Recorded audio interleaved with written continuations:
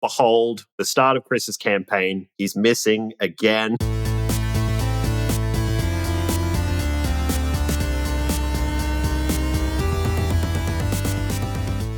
Hi, and welcome back to Quest Markers. On this show, we talk about video games and the stories they tell with a focus on narrative.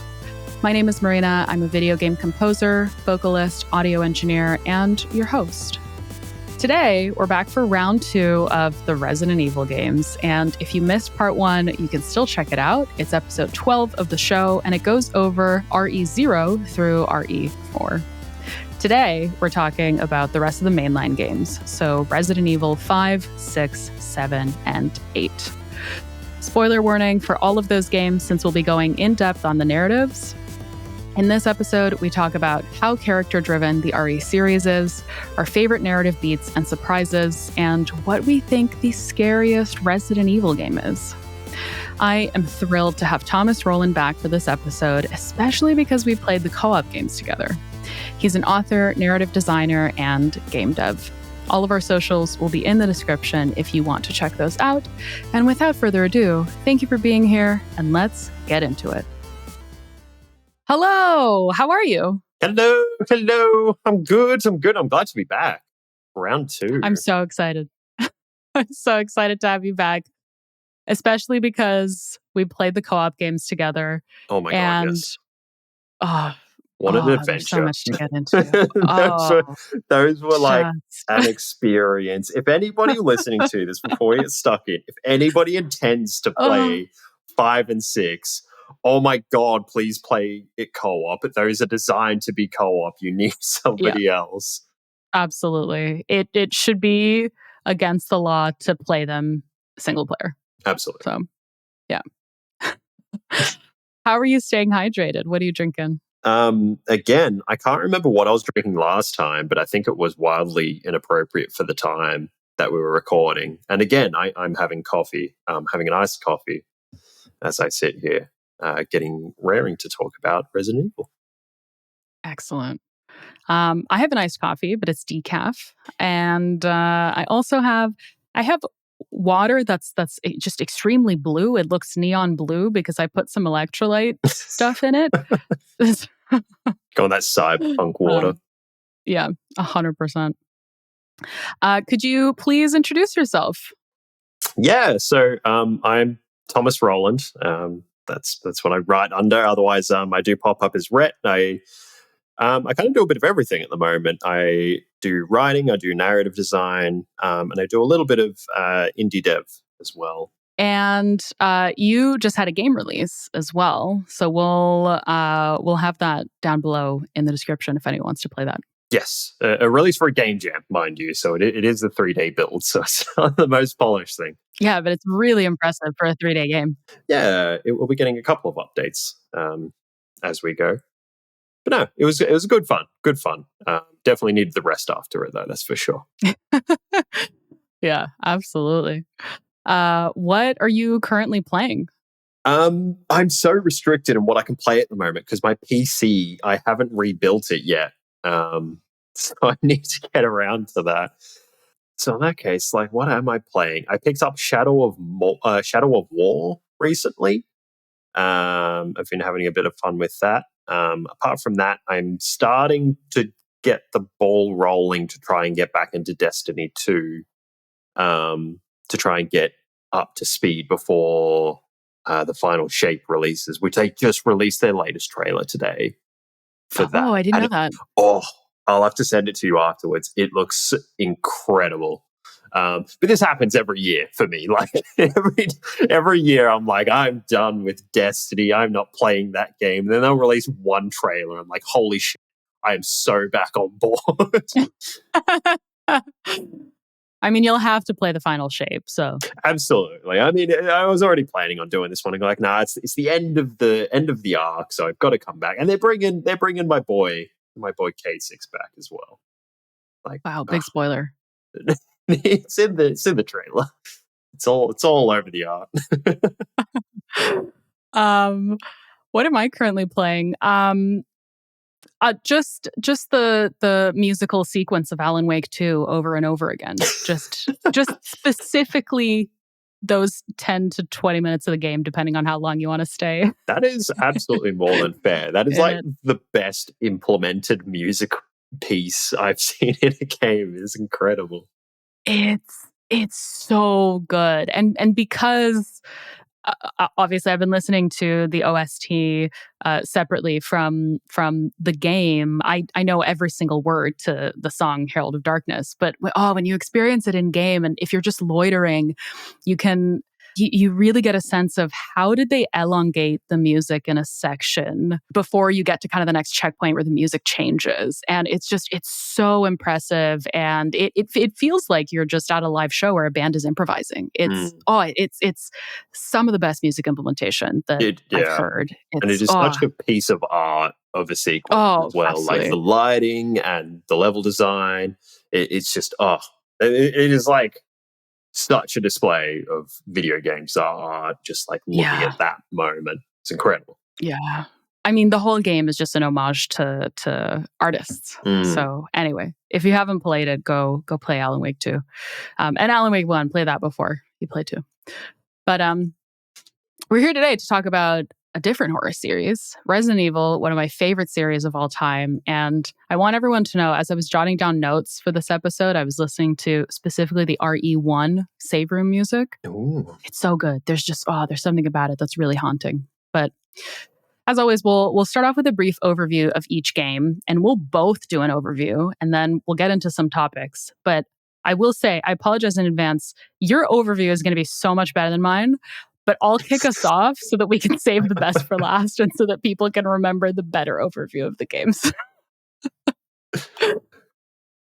So again, we're covering RE 5, 6, 7, and 8, 7 being Biohazard, 8 being Village. So in RE 5, Chris Redfield joins the Bioterrorism Security Assessment Alliance, the BSAA, and gets partnered up with Sheva Alomar to apprehend Ricardo Irving before he can sell bioorganic weapons, or BOWs, on the black market. But on their hunt for Irving, they find people infected with the Las Plagas virus, which you might remember from RE4. And we later find out that Albert Wesker, of course, is the big bad and wants to infect the world with a new strain of virus called Ouroboros. We also save Jill Valentine, who was kidnapped by Wesker. And then Chris punches a boulder at the end of the game. And it's just the most iconic moment in gaming history. And no one can convince me otherwise. Absolutely. That's like the only thing I knew or had heard of this game going in. So just the whole build up to that moment is glorious. Well, I didn't know when it was going to happen in the game. So I was like, did we miss it? Where's the boulder punching? So good. I love that during our playthrough while we're doing that co-op, I love that we couldn't get past that bit for so long. So we got to watch him punch it like 10 times as we tried to figure out what was going on. Oh, it's so good. If it had to be something to rewatch 10 times, that's like the perfect moment. We also missed, I'll get into this, I have this in my notes, but we also missed a quick time event that we had to rewatch towards the end of the game that was really funny. That was very funny. The quick time events are like gold. 5 is just a gold mine of just meme content. Resident Evil 6. So this is what I like to call the Avengers of RE. So there's 4 different campaigns. We have one with Leon Kennedy and Helena Harper, one with Chris Redfield and Pierce Nivens, one with Sherry Birkin and Jake Mueller, and one with Ada Wong and an unnamed dude named Agent. The plot follows our main cast trying to stop a bioterrorist attack initiated, ironically, by U.S. National Security Advisor Derek Simmons, who also cloned his wife into Ada Wong. Our cast stops the threat, and Jake Mueller, who has C-virus antibodies in his blood because he's Albert Wesker's son, helps the world develop a vaccine against the new threat. Next up, we have RE7 Biohazard. We completely switch gears from action horror back to survival horror. We get introduced to a new protagonist, Ethan Winters, who goes on to search for his long-lost wife, Mia, at a family home. But the family and Mia are infected with a mold that gives them super strength and turns them into these zombie monsters. And we learn that the Baker family were infected after Mia arrived to their home with a young girl named Evelyn. and that Mia is actually a covert operative for the Connections, which is a criminal organization working on bioweapons. And they developed Evelyn as a bioweapon that gives her control over her victims' minds. And throughout the game, I thought this was really cool. Ethan hallucinates Evelyn, which we learn is a symptom of someone who's infected. But Evelyn is no longer a girl. She's actually been the grandmother of the family this entire time. So we eventually defeat Evelyn. She turns into this big monster. And then Umbrella, which I should note is Blue Umbrella and not Red Umbrella, comes in. Very important distinction too. Very important. Comes in to help Ethan and Mia escape. And it's Chris Redfield that comes, but the character doesn't really look like Chris Redfield. And also Imposter Chris now works. Imposter Chris also now works for Blue Umbrella. Very confusing. But actually, I didn't know this. So this game was allegedly meant to be an action game starring Leon and Sherry, the Leon S. Kennedy and the Sherry Birkin, fighting zombies in Italy. But the series ultimately decided to return to its roots in survival horror. What a shift to go from going, hey, let's do the next action sequence with Kennedy and Birkin fighting zombies in Italy. And instead just that is such a hard turn to go from that into Southern style horror. Yeah. But I think it was such a good choice. Even though I would also pay anything right now to just have Leon in Italy fighting zombies. Because he would absolutely be making really bad jokes, not quite understanding any of it. Oh, absolutely. 100%. Blissfully unaware. Yeah, definitely. And lastly, we have Resident Evil Village, where we play as Ethan Winters again, who's now on a quest to save his newborn daughter, Rosemary, after she was kidnapped by village priestess Mother Miranda for her special abilities that she inherited from Ethan and Mia, who were infected by the mold in the previous game. Mother Miranda intends on using Rosemary as a live host to revive and bring back her daughter, Eva, who succumbed to the Spanish flu. And you also had to play as Chris Redfield, who left the BSAA and is now the leader of Hound Wolf Squad. And Chris successfully extracts Mia from the village after a noble sacrifice by Ethan, who puts his life on the line and loses it to save his daughter. That was a lot. Damn. That is a lot. A lot happens over those few games. A lot happens. We have a lot to talk about. But before we do that, would you like to please give us the better summaries of these games? Okay, so I feel to fully understand 5 onwards, you have to go back to RE1 and take a very particular view on things. So Resident Evil 1, if you play as Jill, at the very start of the game, you get to the mansion, Chris goes missing, and you find him at the end. Yep. Resident Evil 2 opens with our new heroes, Leon S. Kennedy and Claire. Claire is looking for a missing brother, Chris. Chris has gone missing a second time. RE3, this is still not resolved and Chris is still missing. Does Code Veronica happen during RE3? I think Code Veronica is between 3 and 4.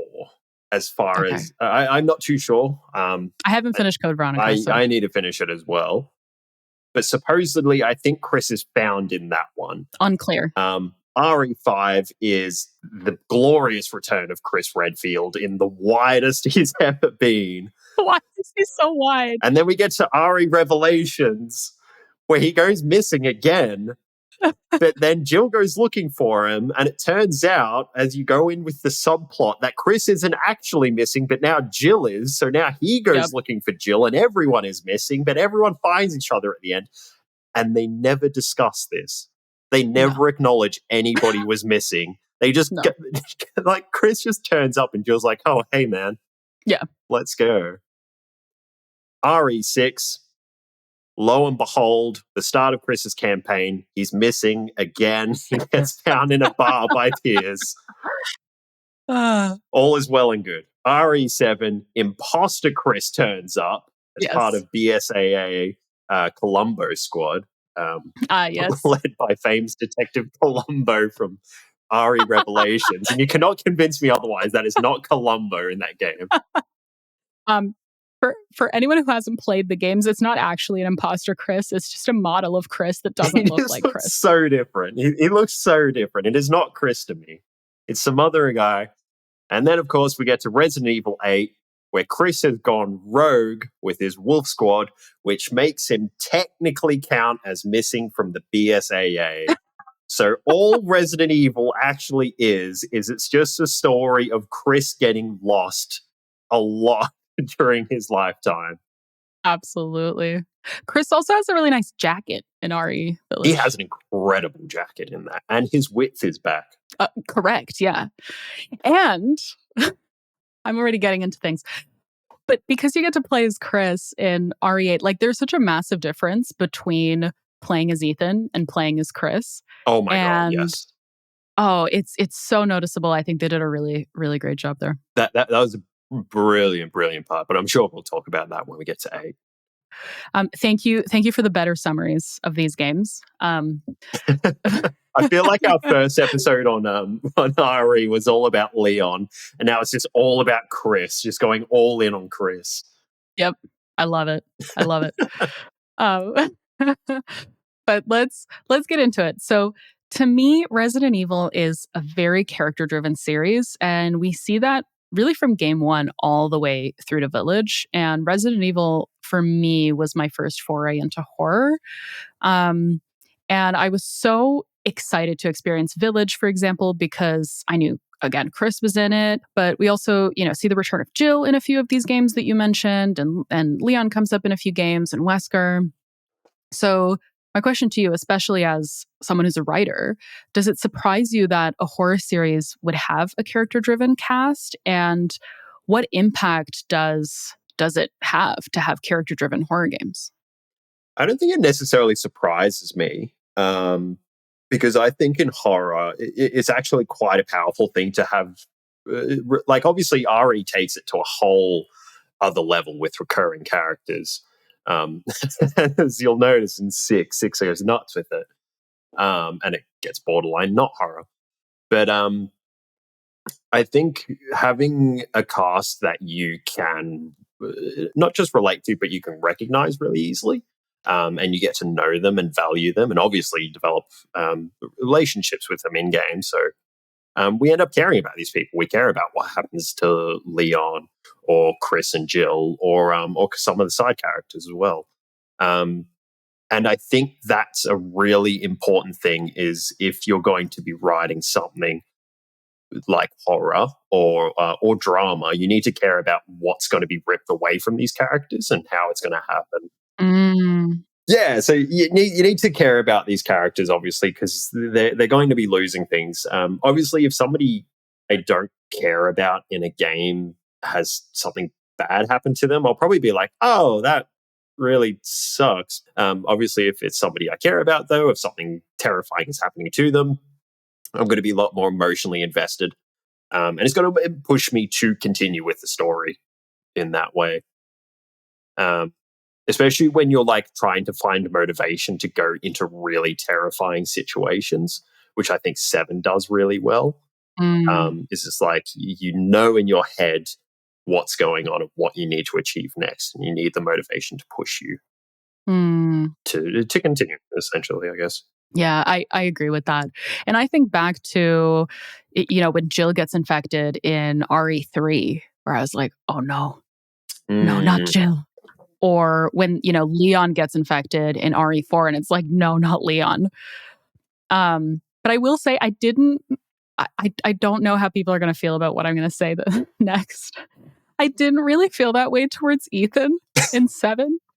I get that. Ethan was just, I don't know. He's not the most likable character. It's weird, right? Because at the beginning of 7, obviously, like, he's showing up to this deserted house in search of his wife, right? Which is, obviously, he cares about her and loves her, and that's a very courageous thing to do.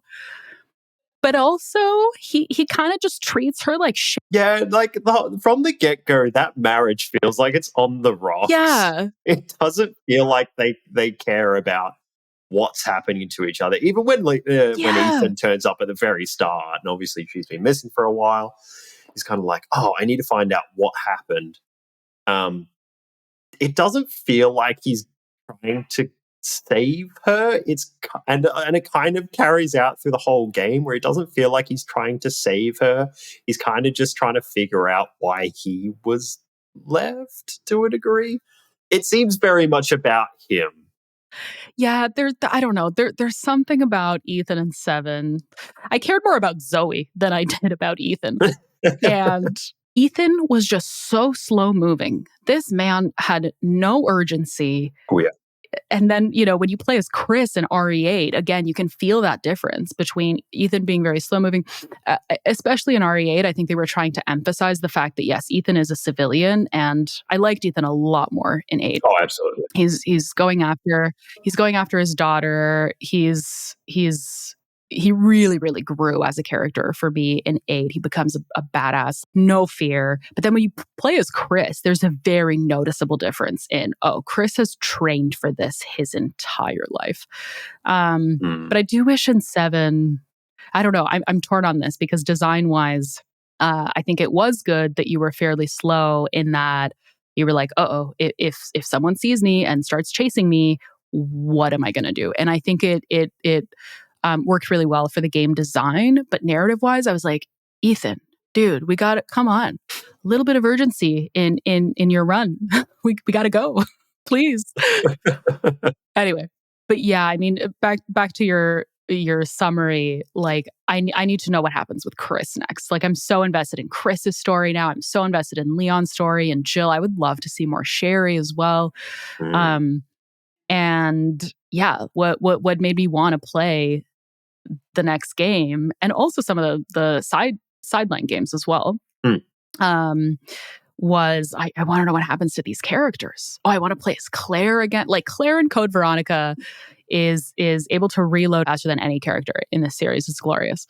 And yeah, I'd love to play as Claire again. I'm so invested in what's going to happen next story-wise. And we'll get to the ending of 8. I've got it in my notes later, but yeah, I absolutely agree. I'm extremely invested in what happens next.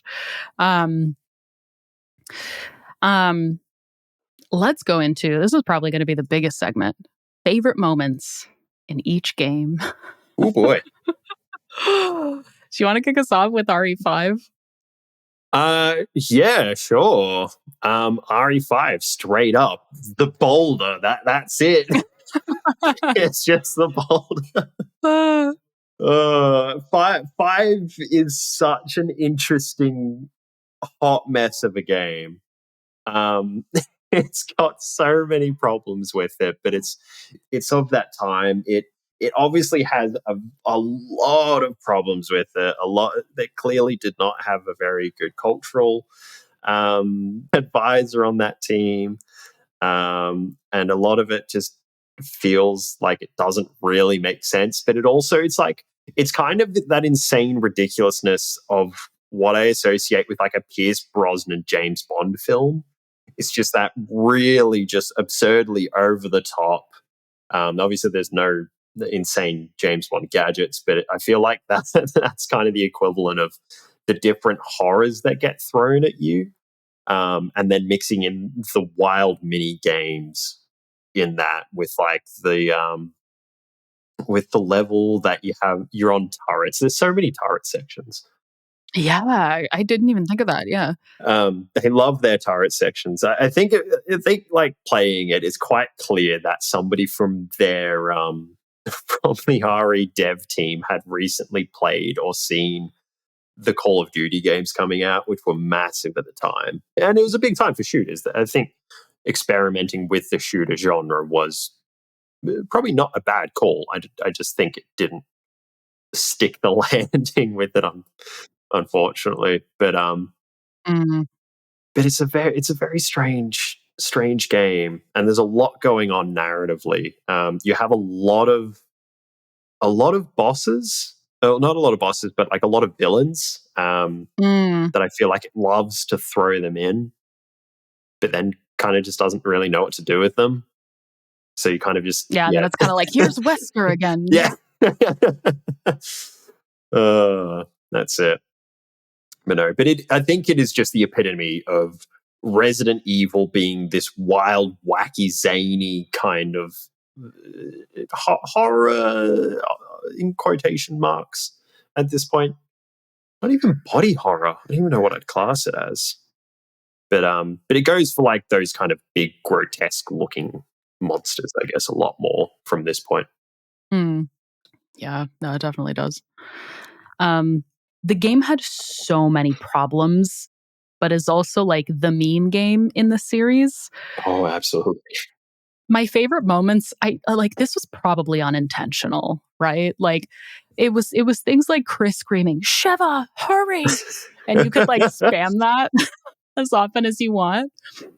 Or things like again, just unintentional humor. Towards the end, it goes into a cutscene right before the final battle, and you're on it, whether I don't know if it's a jet plane or a helicopter or something. So it's Chris, Sheva, and Wesker, and you're fighting Wesker, and then Sheva and Wesker start falling out of the plane, and you get a quick time event to reach out to Sheva, and it's like everyone's gonna put the controller down. Like it's the funniest thing. The cutscene goes for so long before you're prompted to do absolutely anything. It goes on for like 5 minutes, and then all of a sudden it gives you like a 1 second to press this button. Of course it does, though. And then it doesn't even have like, it has this slow motion fall as it slowly fades into like you died or something.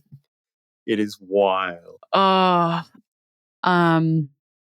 Yeah, Chris punching the boulder, of course, was iconic. I think the game was probably very unintentionally funny. But I gotta say, back to your point, I think this is really important to mention.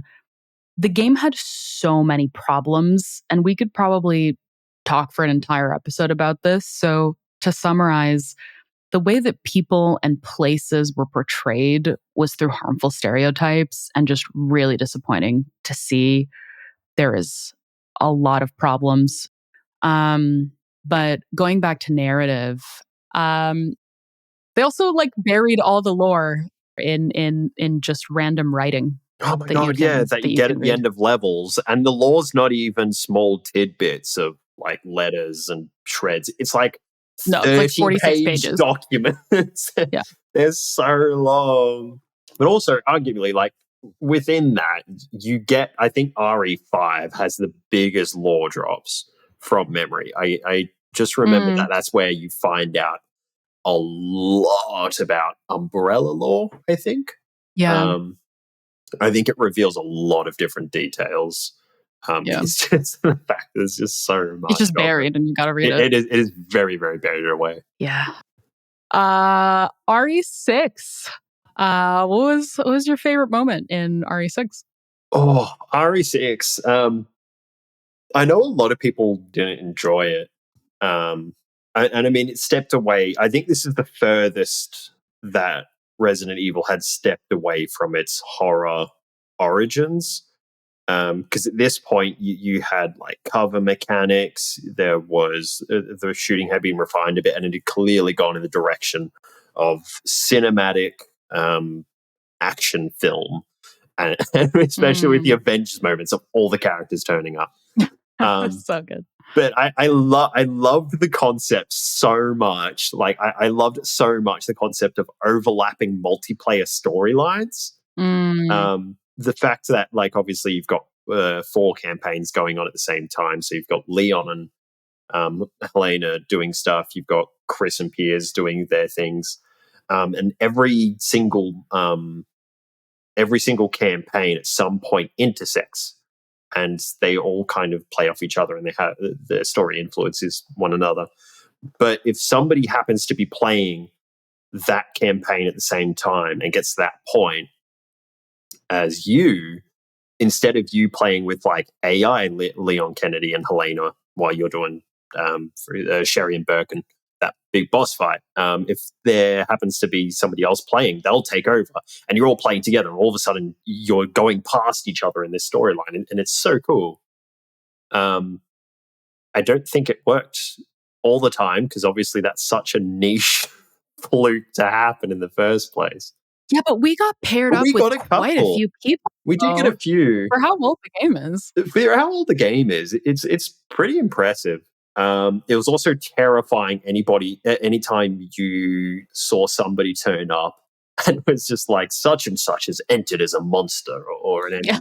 And you're like, oh God, oh no, we're so screwed. So no, I think that was a really, really cool concept. Out of all the campaigns though, I think for me, Chris and Pierce's Piers? Was it Piers? Years, yeah. Piers, yeah. I've written Pierce for some reason, but I was probably still thinking of Pierce Brosnan. But Chris and Pierce's storyline by far was for the best for me.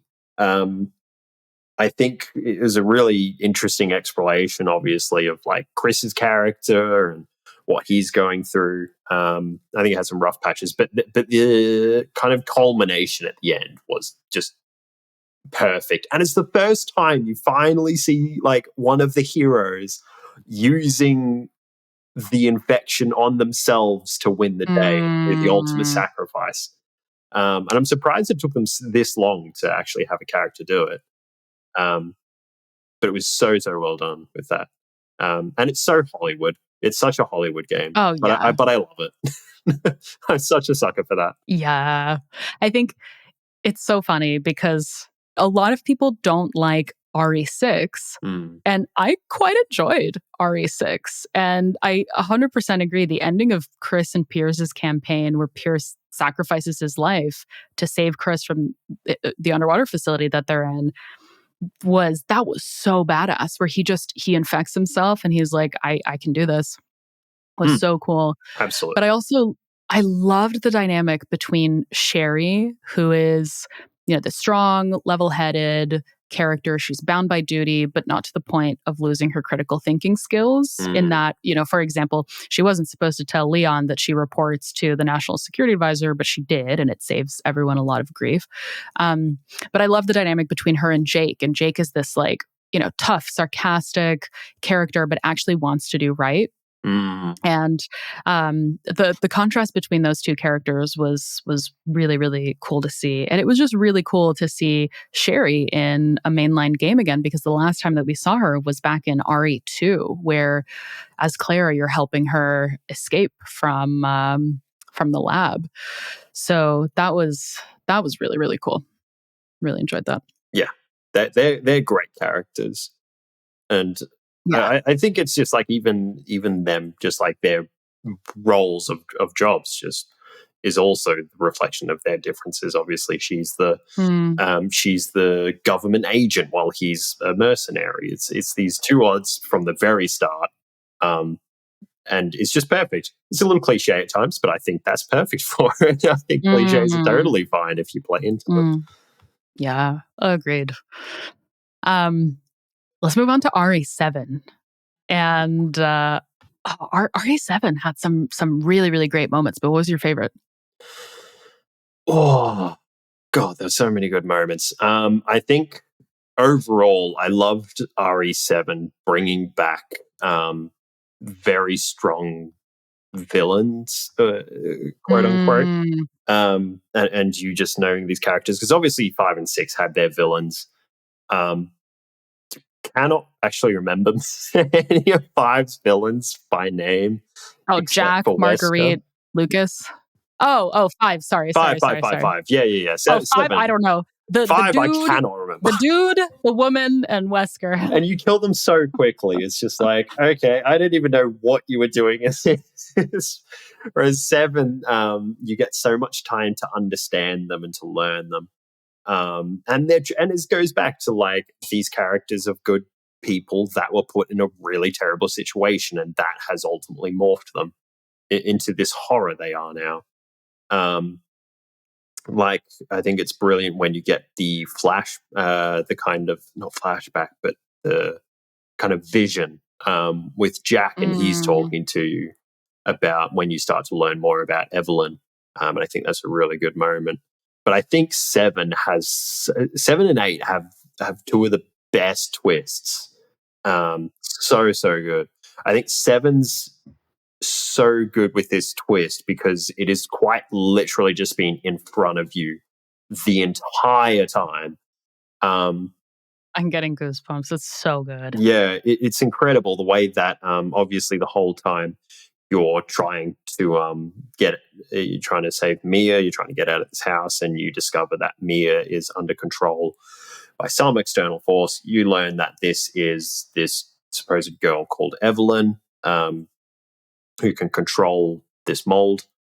And but the whole time you're going around this house, there's this grandmother figure just in a wheelchair that'll just pop up at random spots. And you kind of like, obviously she's terrifying at first. She kind of just like shows up and you're like, oh my God, is she going to attack me or something? And you're kind of concerned about that. So you sneak around. And eventually you just get so used to her. You can't just run past. I think I said hi to her every time that I was going past because she was like the one non-hostile person in the entire house. And she was chill. But then obviously as you go through and you learn more about Evelyn and you get to the end and there is, I can't remember exactly what it is, but there is some piece of law that suggests that she would be aging at a more rapid pace than normal. And then as that kind of snowballs and you're going like, wait, this has been this long, how long has it been? What age would she be? And you realize, like, holy shit, it would be the grandmother character. And it's this massive revelation that's, quite literally just been in front of you the whole time. And the scene where you have to work through the hallucinations to get up to the attic to inject her with the cure. That is such a brilliant moment. I think its twist and its build up is incredible. I think that one I would have liked if they had a bit more lore. It kind of does throw like a lot of the lore just all of a sudden at you at the end. But in typical Resident Evil fashion, though, where you're reading emails. Yeah. Absolutely. Other people's emails. Yeah, that's it. You're just logging and like, hey man, I'm just going to peruse here for like 10 minutes. It's all very sudden though. I think it feels like with that, it kind of 7 sets the groundwork at the start and like, hey, we're doing something completely different. Forget what you know, we're doing this now. And then you get to the end, it's like you have the rug pulled out and it's like, haha, got you. We're still Resident Evil. We're all connected still. Here's all the lore, by the way. So I think it's incredible in how it does that. Yeah, I agree. I mean, it's got to be that twist is my favorite thing about 7 because, as you mentioned, you're hallucinating Evelyn the entire time, and it just you see even the box art is the old house and then a shadow silhouette of a girl. But I love how they reveal it because, to your point, you start reading these emails, you're trying to do the math in your head, you're like, okay, so Evelyn's probably like in old age at this point. It's probably the grandmother. And then I remember you climb up a set of stairs and you see the empty wheelchair and you're just like, oh no, it is the grandmother. And you realize you're like, well, Ethan's infected, of course he's been hallucinating Evelyn, she hasn't been real this entire time. And that was so good. And I guess maybe going into 8, if that's okay, a couple of things that really stood out to me. Firstly, it's revealed that Ethan actually passed away back in RE7 at the very beginning of RE7. And it's the mold that brought him back to life somehow. And that was, that was a huge, huge twist in RE8. But I gotta say, I think my favorite moment in Village was at the very, very end of the game, where you're Chris, you're in a cutscene, you've saved Rosemary, and you learn that the BSAA agents that were sent in to investigate the village and presumably, I guess, help Chris's squad were actually infected bioweapons. You take the helmet off. That is such a wild moment. That was so good. And I feel like it's not even so in the good. game. It's not even a big thing because obviously it's not the central focus of it. But it is like if you are an RE fan, having a BSAA agent be an infected person is so crazy. And I think the whole point, the whole part with Chris and that is the BSAA is going in there, and I think Chris and his Wolf Squad are trying to get in first. I think it's almost a competition. I think so. Yeah, that's what it felt like. Because obviously, I think they're two ends of the spectrum, which I've still got so many questions about. What happened to Chris? And did he go missing again? Did he get lost and then he just found Wolf Squad? What happened? I don't know, but I want to know more. Like that, it's so good. So this is why it's my pitch that the next game should be Chris fighting zombies in Italy with Leon. Yes. Yes. I think this is the only direction to now take Resident Evil. I think this is the logical step. Absolutely. But I have one more favorite moment. Of course, it's Chris related in RE8, and it's you're in a boss fight, and it's against what's his name? Heisenberg. Yeah, you're in the boss fight against Heisenberg, and he goes, quote, "I'm going to murder that boulder punching asshole, but you're first," end quote. And I love that they confirmed that Chris punching the boulder in 5 is canon. Not only is it canon, it's like a wide enough known fact that Heisenberg is aware that this man has punched a boulder in a volcano. So funny. I'm imagining there's just been some news story showered somewhere. It's like, local man hits volcano boulder. That's exactly how it was reported on. But what was your favorite moment in RE8? RE8 was so clean. I think the level design of RE8 was incredible. The way I think especially with the way it feeds back on itself and the way that every single section feels so unique and in its theme, and even gameplay, it plays out so uniquely. So because obviously you get thrown into Lady Dimitrescu's mansion at the start, or her castle I should say, and that is very classic Resident Evil. You're in a large haunted manor, and you've got to safely make your way through, and everything feels really high stakes. But then obviously you've got the differences in you've got the Beneviento house, which is it feels very psychedelic and a lot of mind games. The dolls are horrifying. I hate them. I agree, but I didn't find them nearly as scary as anything in 7. And I remember people telling me like, oh, wait till you get to the dollhouse in RE8. And then when you fight the big baby thing, I was laughing. The big baby is quite funny. I think the dolls you do get used to at a certain point, but they're very unsettling. But yeah, I think, for sure. I think 7 was a bit more scary in my opinion. But yeah, and then you've got Moreau with his kind of waterlogged area, and then Heisenberg with a wildly unique area with all the kind of machines and his big army. That area was really, really cool. It felt so unlike anything we've seen in Resident Evil, though. Super, super unique. And obviously, each place had its own kind of mechanics that you can kind of play into. Heisenberg, you were doing the different metal presses, and then Beneviento, you were the section where you're like dissecting the mannequin and doing stuff like that. And I think it was all just like gameplay worked so well thematically with everything else. I think it just bolstered the story to a whole new level. And also the way that they tie it back into main RE lore as well, where you get the kind of twist towards the end. Because because you obviously see when you first start collecting the pieces of Rosemary, the plinth that has the Umbrella logo on it, and it's very clearly Umbrella logo. And you're kind of wondering, like, why is this ancient stone got Umbrella on it? And it, like, the whole time you're kind of stewing on this, and you assume that it's like, oh, Umbrella must have been here at some point. They've done their usual Umbrella and just, I don't know, terrorize the local people. But it's really interesting that obviously it turns out to be the one of the founders of Umbrella stayed with was it Lady Dimitrescu? It was Mother Miranda. Mother Miranda stayed with Mother Miranda.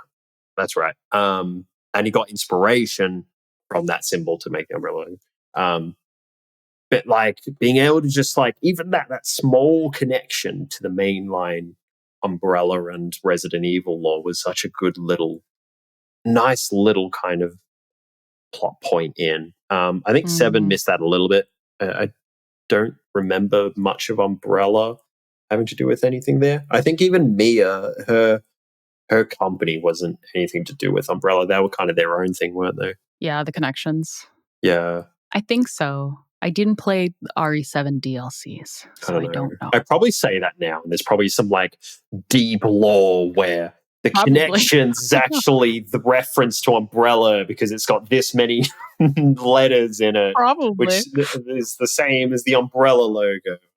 Which if it is, hell yeah, I'd be all about that. Yeah. 8, reflecting on 8 was so good. Village was so good. I'm very keen to see what's next for this series. Even though like a lot of people love Code Veronica, and Code Veronica's been fantastic so far. So we'll have to do an episode with all the I guess non-mainline games. Oh, for sure. There was just before this, I was looking up different, trying to get a summary on different games, and I'm going like, oh, there's all this side content, sideline games, and I was just kind of like having a quick peruse. And there was one, Resident Evil Dead Aim, that I was like, oh, this is like a different looking one. So I decided to Google it, and the only copy I could find of it was like $400 online. So I was like, oh my God, this is clearly, in demand. But it'll be very interesting to see all the differences they have in that. Yeah. Like, I mean, we've played Revelations. I'm further ahead in Code Veronica than you. Yeah. We'll play a couple before the next episode. We'll play a few more before the next episode. But we're nearing the hour mark, so I wanted to end it off with, what do you think is the scariest game so far? And for me, no contest. It's RE7. No contest. The first person, it's so claustrophobic. You feel like you don't have any peripheral vision at all. And the beginning of the game was the scariest, in my opinion. So much so that when I played, I had to sing Barbie Girl out loud, and I was like hugging the wall. Absolutely terrifying game. What about you? I got to agree in that RE7, without a doubt, it was just terrifying in my mind. 8 was very unsettling. 7 was horrifying. Especially at the start. I think towards the end you kind of get competent enough with like you get kitted up with obviously the different bits and pieces, shotgun. You have a grenade launcher in that one. It's not a Resident Evil game without one. No, absolutely not. But you get all these different bits and pieces. But the start especially is because you're trapped in this what feels like a tiny house in these really tight areas. Even the initial boss fights are really, really tight spaces. The first boss fight you have with Jack is in a garage. Yeah. And that's, and there's a car no in there. space. There is a car in there. Half of the space is taken up. You've got nowhere to go. But also even the moments where there are no enemies for a fair chunk of it. But it's just use of diegetic sound in it is really, really well done. And it's just like, you know that there's nothing there yet, but you're always very, very doubtful. Even when I was kind of looping back, trying to pick up pieces and collect stuff as I was going, I knew in my head that theoretically there's nothing there. I've cleared the area. I don't think things respawn with that. But I'd still be kind of tense as I'm running around, just like, okay, let's make sure we're not gonna aggro anything. I hope I don't bump into some random guy. But honestly, I think the most horrifying part of that game is at the very end, where you are saved by an imposter Chris that looks absolutely nothing like Chris. And that was it. That was it. Oh, Chris. I wonder if he'll go missing in the next game. I think that's how all of his stories have to like legally start. It's like how The Rock can never legally lose a fight in a movie or whatever. Ah, yes. He has to legally go missing at the start of every game. So good. Yeah, I don't know when we'll get a sneak peek of the next game, but we'll see. I guess. So excited. Yeah, me too. Thank you so much for being here. This was great. Thank you for your summary of the entire Resident Evil series, really, the mainline series. You are most welcome. I'm always happy to talk about anything Leon or Chris related. I love it. I actually can't believe you went through an entire episode without talking about Leon. It would look, yeah, honestly, I do have to restrain myself anytime it gets onto Resident Evil. But for my boy Chris needs his time in the spotlight. So I'll give it to him here. Amazing. Well, thank you again. Thank you so much for being here. Thank you. Thank you. And if you're listening, thank you so much. I also wanted to shout out Lore Dump, which is a podcast where they take someone who hasn't played a game and walk them through the whole story. And I found them because I was looking for a Resident Evil show to listen to. It's become one of my all-time favorite podcasts. They have an RE episode, and this is not sponsored, but please go check them out. It's a hilarious show, and go follow Monty Sander, their host, on YouTube. I'll put his socials below. If you have any feedback, as always, please send it our way, or if you want to see a particular game covered. Again, socials will be in the description if you'd like to follow us. And if you're not following along, remember to hit subscribe so that you don't miss a future episode. And we'll see you next time. Thanks again. Bye. Bye.